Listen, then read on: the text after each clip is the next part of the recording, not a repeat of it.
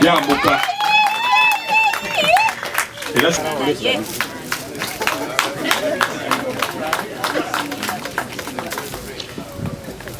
okay we dedicated service ngena kusaba omukyala atukoze obulungi twajja wano nga budget yaffe talwana asobodde tukola obulungi banyabo ne basebo era si awaadi omweka naye ne Buganda yonna yamuwa obuvunanyizibwa kitegeeza si fefeka ne disitulikiti y'Emukono yamuweera certificate ng'emwebaza to be the best speaker. Ngenda kusaba batolera ku buyinza wano bwe tukozesa kati webale nnyo baddala mu mbeera eyo. Ngenda kusaba executive senior bwe tumwebaza olw'obuweereza bitambule bulungi. Mu kiseera kino nina muganda wange OB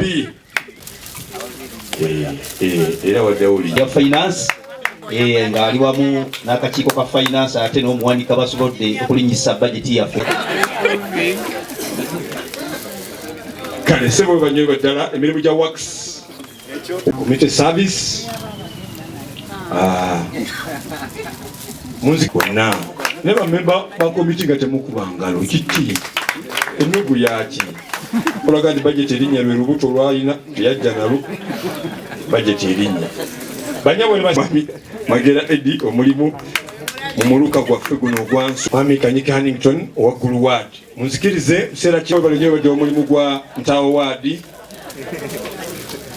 munzikirize foyo yali abaddewoko wano yakomyewo bukomi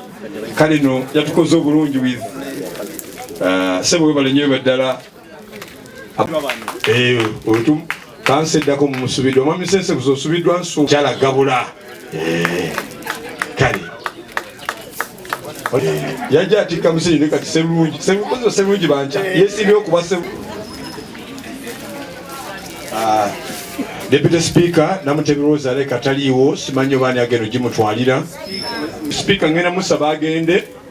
agimuwerewa tamisingako ku kanso y'Emukono ate nejja waali komanda w'ensuube erinnya etwamukazaako wano komanda 001 Nsuube